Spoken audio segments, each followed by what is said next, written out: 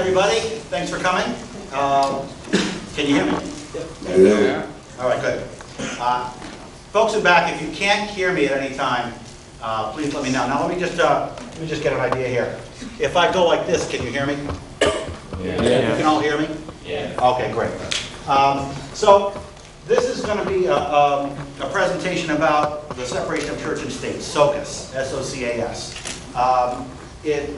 When you're dealing with something with such a long name, you have to use an acronym. I apologize.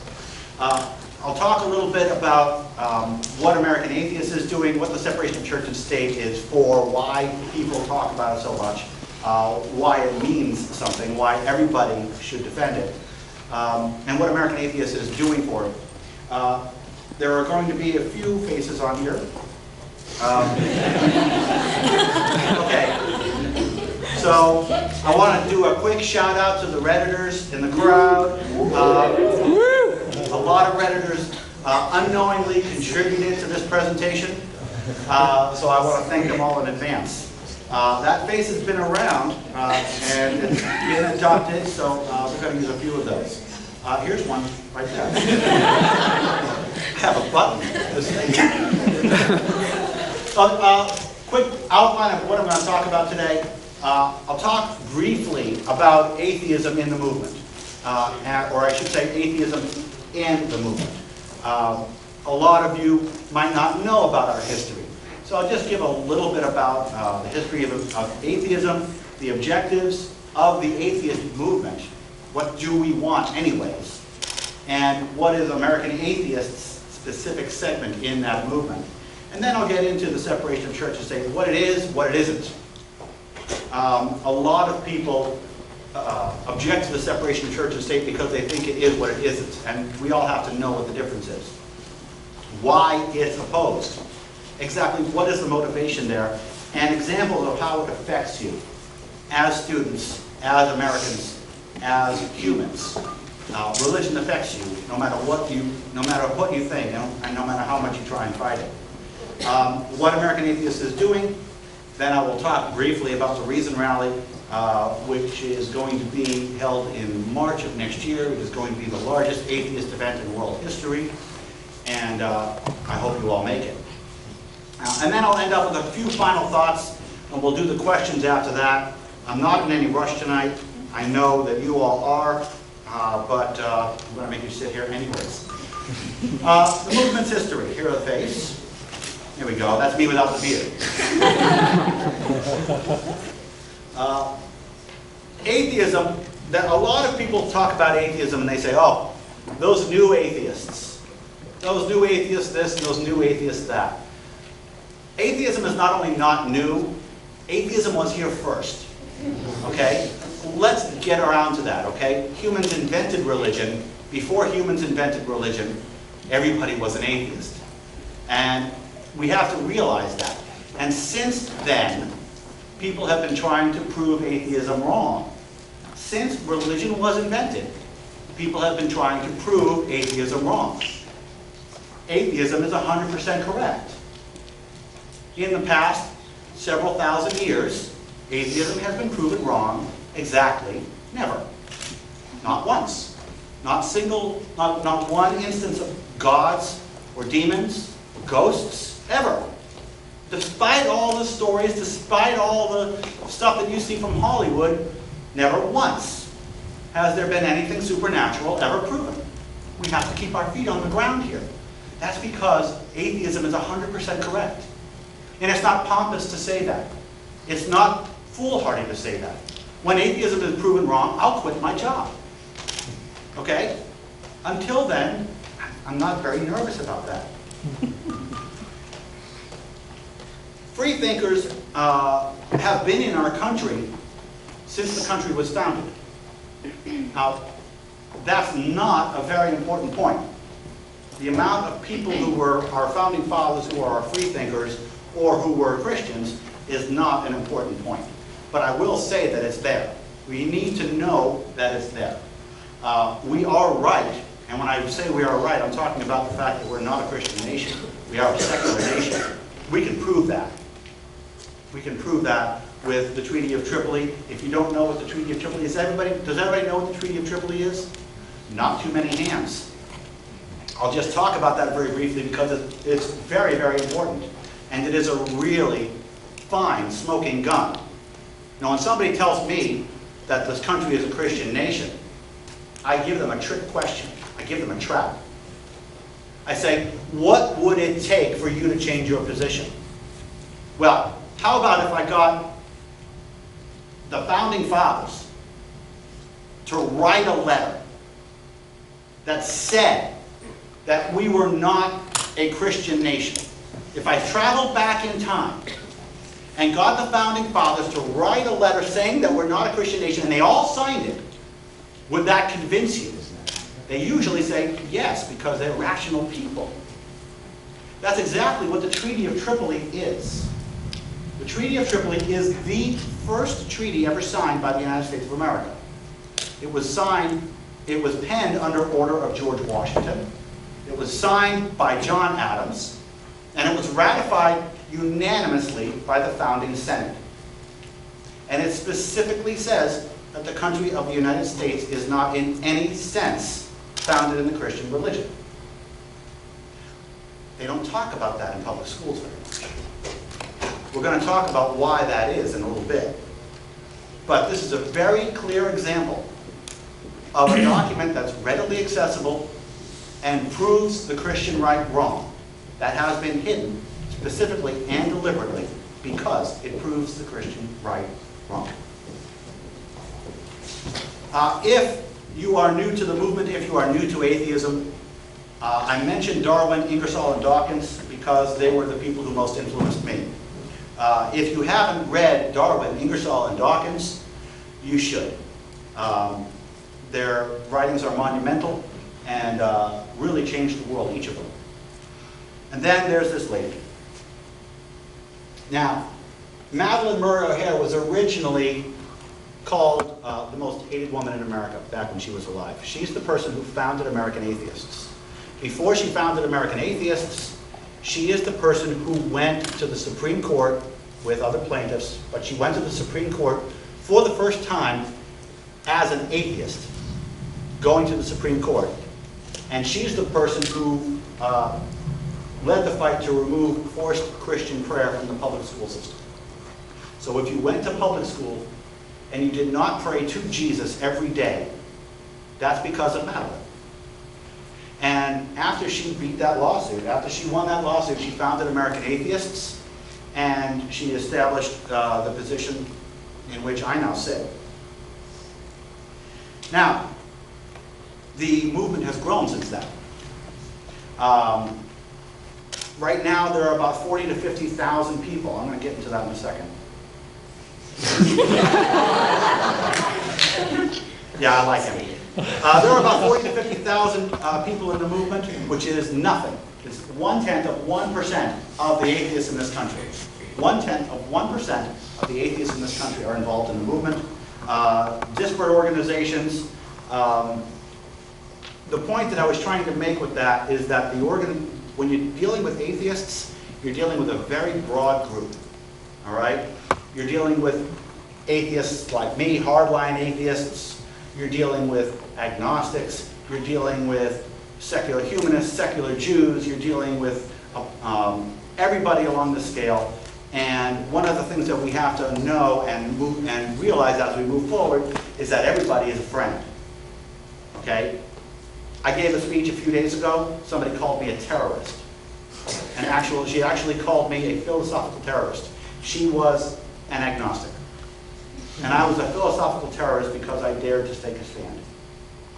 This is not what we need. What we need is, I don't agree with you, you're to this, you're to that. But we still agree on 95% of the things. So we're on the same side. So let's talk a little bit about American Atheists.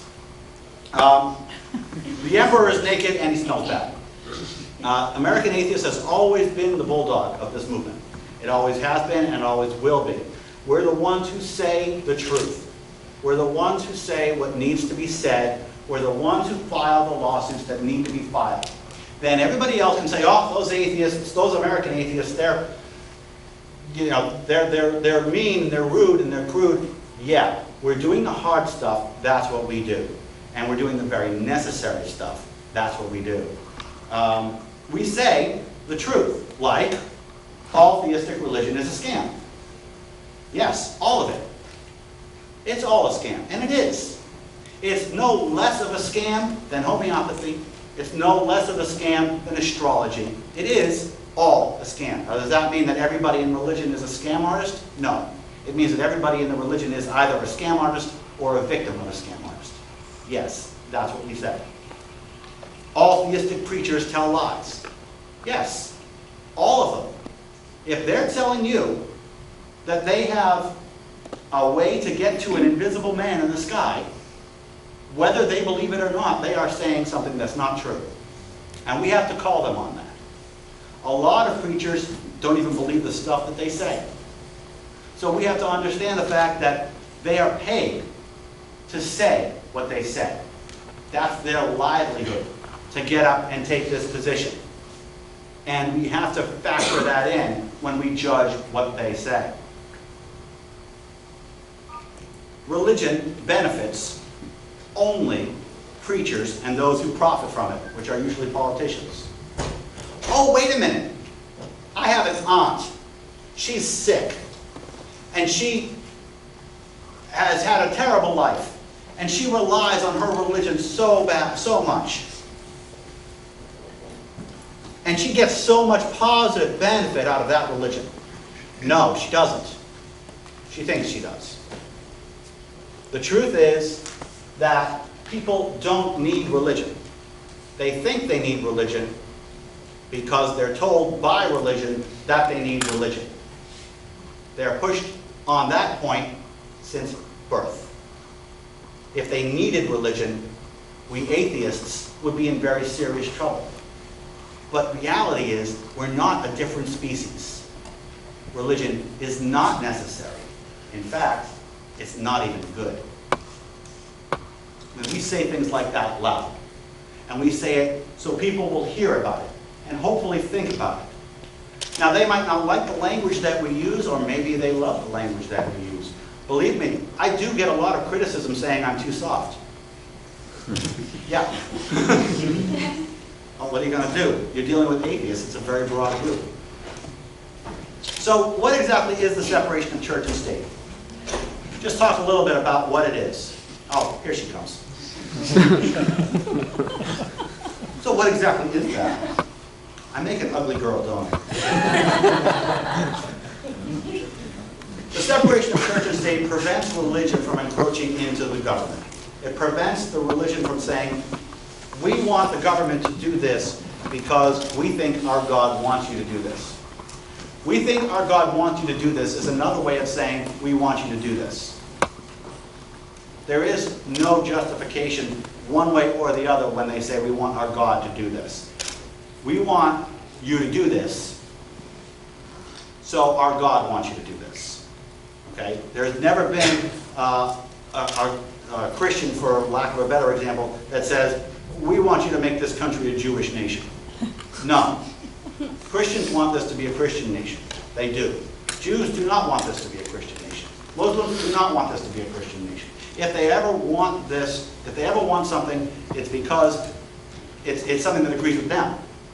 Because they assign their belief to their God, and then they use that from authority. So the separation of church and state prevents that from happening. It requires that the government make all of its decisions without regard to religious dogma. The fact that your God wants this doesn't make it good for the country. And we're going to do these decisions for the good of the country, for better or worse, whether you like it or not. Now, it requires the government to treat all religions equally, without preferring or appearing to prefer one religion over another, or religion over non-religion. That's a big paragraph. I do not like using lots of words on my slides, but this is the point. It requires the government to treat all religions equally, and all religions equal with non-religion. That's what the separation of church and state is. The government stays out of the question. It doesn't get involved. It ensures that every single person in the country, every single citizen, not only is equal, but feels equal. Because they should. And of course, this goes two ways. You know, when we talk about what the separation of church and state is, a lot of people have different opinions on what it is. So let's talk a little bit about what it isn't. I like it. I used to have hair like that. The separation of church and state is not unfair. It is perfectly fair. It is, and I use the word correct, it is perfectly fair. Everybody has a completely equal shot. The majority, it doesn't matter. The minority, it doesn't matter. Everybody's equal. So it's fair. It is not forced atheism. A lot of people say, oh, the separation of church and state is an atheistic push. It is not. And there's a few things in this presentation that I want you to go away with. One of them is the fact that the separation of church and state benefits every person, religious or not. It is not forced atheism. We are not trying to remove, it's not anti-religion. We're not saying anything bad about religion with the separation of church and state. And we're not trying to remove religion from the public square. We are trying to make sure that religion in the public square is a fair shot. And every religion has the exact same position in the public square. There are no religious monopolies in the public square, because that's unfair. And when I'm talking about religious monopolies, I'm also talking about atheism. I don't want an atheist monopoly in the public square. That's unfair. It's unconstitutional.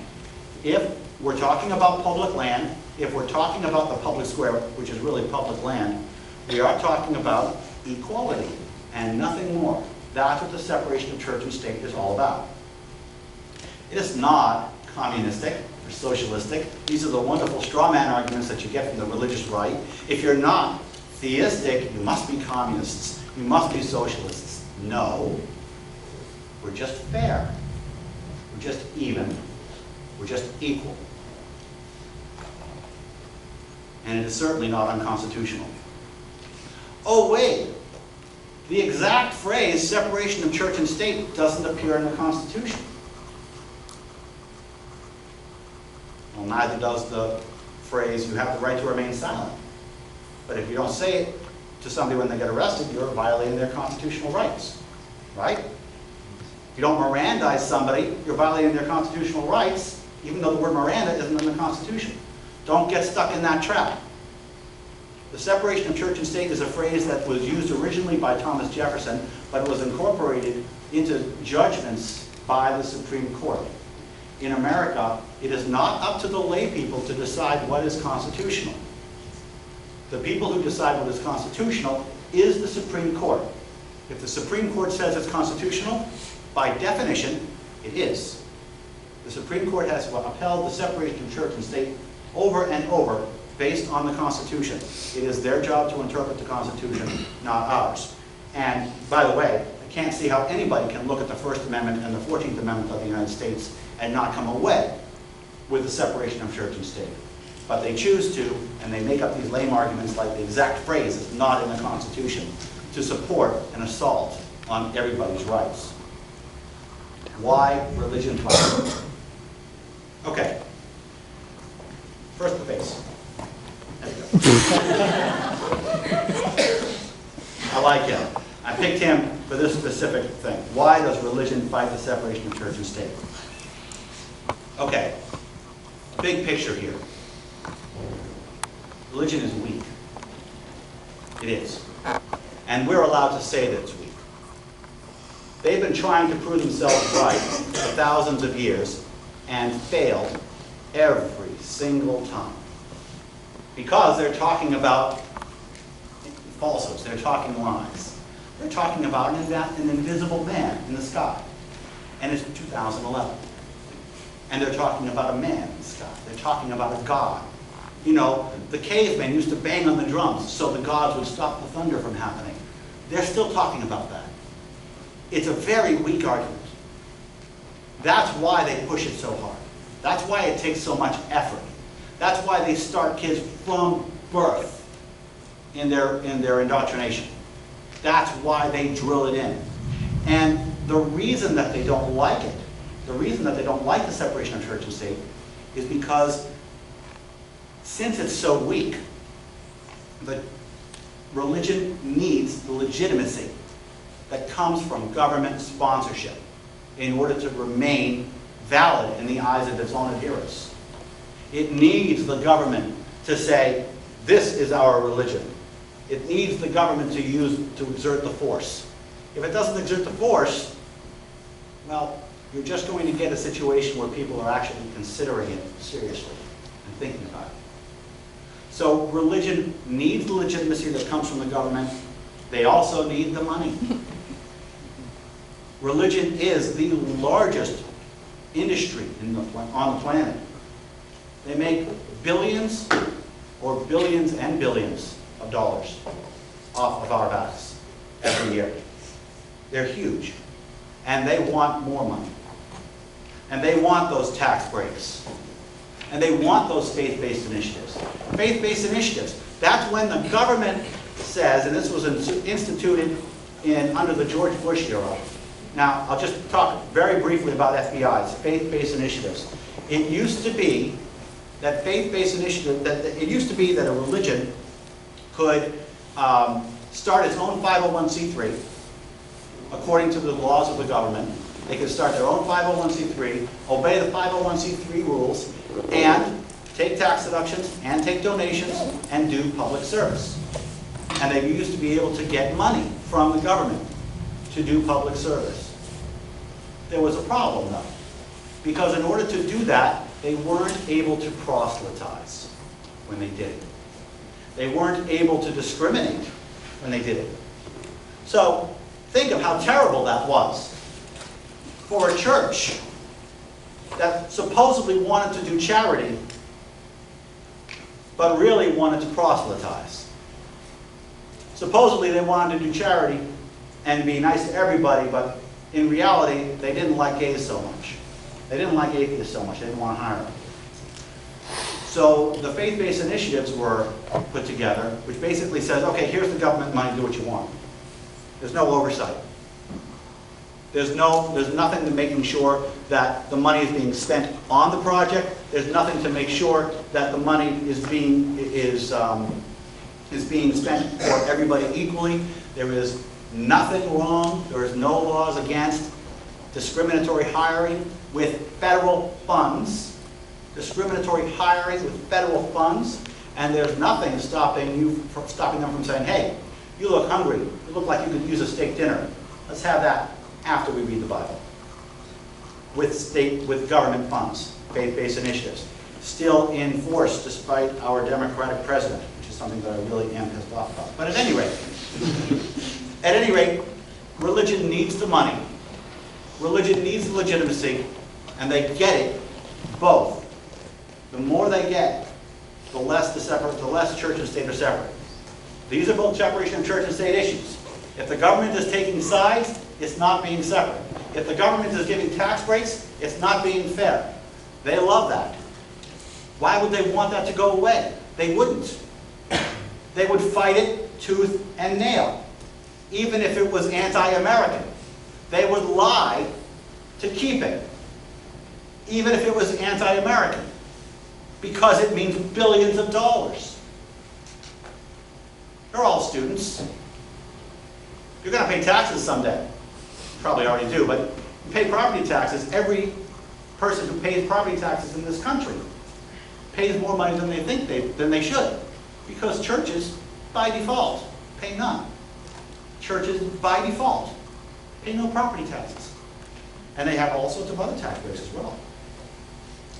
This fight will never end, because they never will have enough.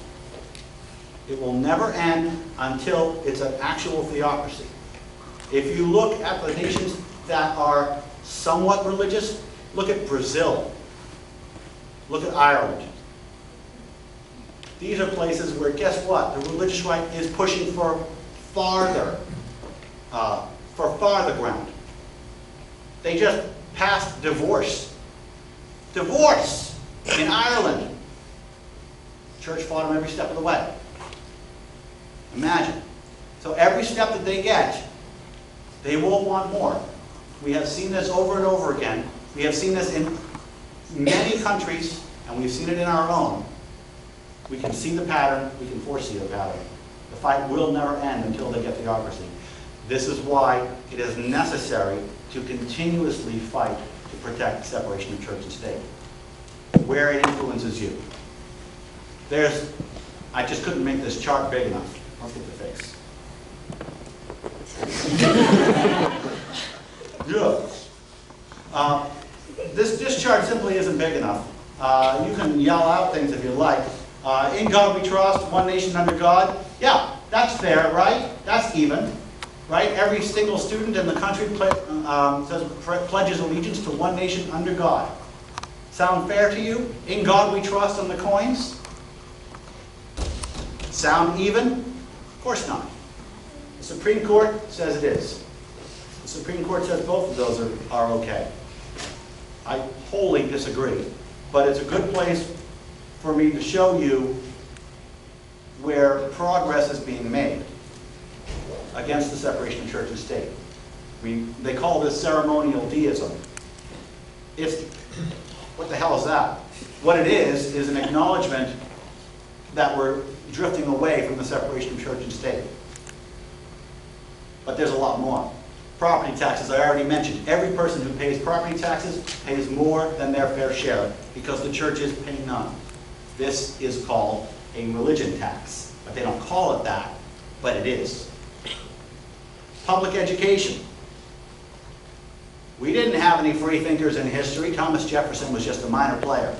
That's in the new history books right now, coming out of Texas. Science. Guess what, folks? God did it is a valid scientific theory. God did it is a valid scientific theory. Let's teach it in the science class. The Bible as literature. A lot of people bring this up. Bible as literature classes would be great if you could guarantee that it would stay Bible as literature classes. What actually will happen is that the teacher will take out the Bible and start preaching the Bible. And we've seen that over and over again, even without Bible as literature classes. Scientific progress. If you can hear my words, you have a shorter anticipated lifespan than you would if there was no religion. That's right. Religion gets in the way of stem cell research. Why? Because it wants to. Religion gets in the way of fertility treatments. Why? Because it wants to. It does this. And it gets in our face. It gets in your face. You don't get a choice. They don't want you to do it. Pat Robertson came out against in vitro fertilization several years ago. Nobody talks about that anymore because everybody does it. But he came out against it. He hated it. And everybody knows about the stem cell research. How many lives will be lost because we've spent 10 years not doing the proper research using stem cells? How many lives will be lost? Religion doesn't care. They still want that whole sanctity of life. That's all a matter. The stem cell research, it's all a matter of religion not admitting that it was wrong. It's all a matter of religion coming out and saying, life begins at the moment of conception. And that was a big mistake. Because now they have to fight this stuff, or they have to say that they were wrong. Religion never admits that it's wrong. Never. Oh yes, we're a Christian nation. I already talked about that. The whole concept of the fact that we're a Christian nation is an attempt to make non-Christians feel like second-class citizens. That is the point of everybody saying that this is a Christian nation. It is their way of saying, well, we get to do this for this reason. You know, we are a Christian nation is not an assertion that people make on their own. It's an assertion that people make when they're stuck breaking the law, when they're stuck in fairness. They come out with this, we are a Christian nation, which of course I've already discussed as a falsehood, and provable falsehood. They don't care about it, but they use it as their catch-all argument. And that makes non-Christianity unpatriotic. That means, if you're not one of us, you're against us. Sounds a little scary, but it's very real. This is what we're fighting. What American Atheists is doing. Well, there's a couple things that we must do. And this is going to be one of those long slides. Somebody was talking about Flash on me. I kind of like him. That's kind of like what I've got going on in my head sometimes, everybody talking. So, the first thing that we have to do is make sure that everybody knows that we're here. First thing that we have to do when we're protecting the separation of church and state is make sure that everybody knows that the atheists are here and so are the other people as well. So we're doing a lot of advertising. We're promoting the movement's awareness, promoting atheists' awareness, and promoting our movements and concerns. Anybody see that billboard? Anybody actually see that on television? I'll just talk about it real quick. I put that up in front of the Lincoln Tunnel last year. It was about a mile away from the Lincoln Tunnel. I spent $25,000 on that billboard. And we have a service that tracks the press we get. And puts, every time somebody mentions American Atheists on television, it goes into this service. It's an automatic service. And it figures out how much time was spent on American Atheists, and it gives us a number, how much money that press was worth. So that billboard went up. We've spent $25,000 on it. It was on every news station in the country. And it was also on the stations in 9 other different countries. And we got about $10 million worth of press from that one billboard. Yeah. And then, I'll just go off this just for a second. I'll tell you why it was so poignant. And, I'm not here to give a presentation on our advertising, but I'll tell you where I'm going for with this. It's a myth, this season, Celebrate Reason. I do not put any money of American Atheists into converting religious people into non-religious people. Okay? That's a waste of my time. It's a waste of our money. What I do is I put money into bringing closeted atheists out. That's it. Remember when I said 40 to 50,000 people are involved? That's 0.1%. That's 99.9% of my target market that's not involved. And that's what I'm doing with this. Now, when I say 40 to 50 million people in this country, I'm including atheists, agnostics, secular humanists. But what I'm not counting is the far larger percentage, which is atheists who call themselves Christians and Jews on polls. We have no numbers for that. But I think it far exceeds the 40 to 50 million. And I think the religious people know it. I think the church pews have lots and lots of atheists in them, especially around Christmas. And that billboard was geared toward them. And it struck in their nerve because it struck in their checkbook. It struck their bank account. Before you get up off your knees and you write that check, think about the billboard.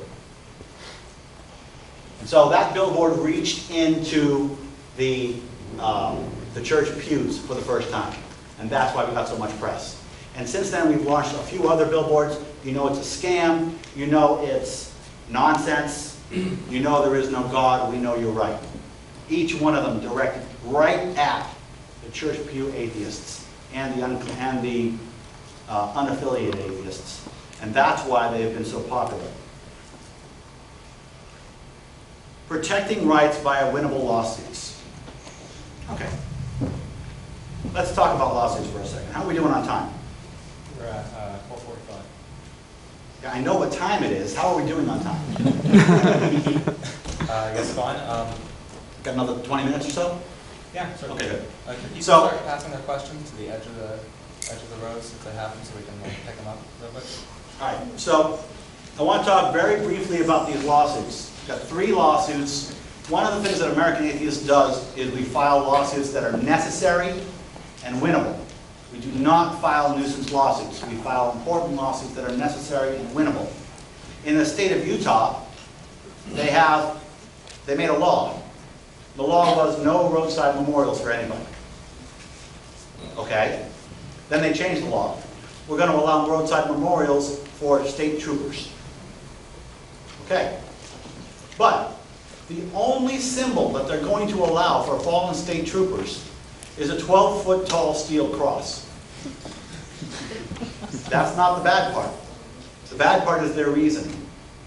See, as far as the state of Utah is concerned, they don't have to worry about the Constitution.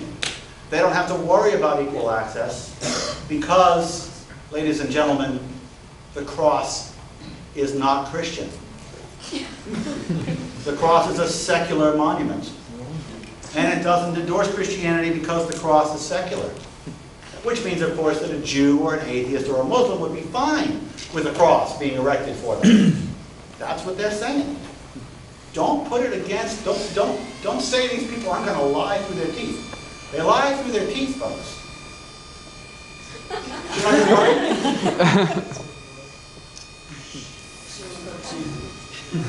I'm God?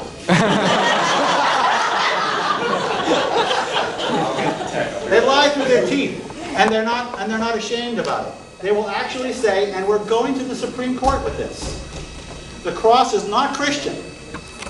It's a secular monument. What does that mean?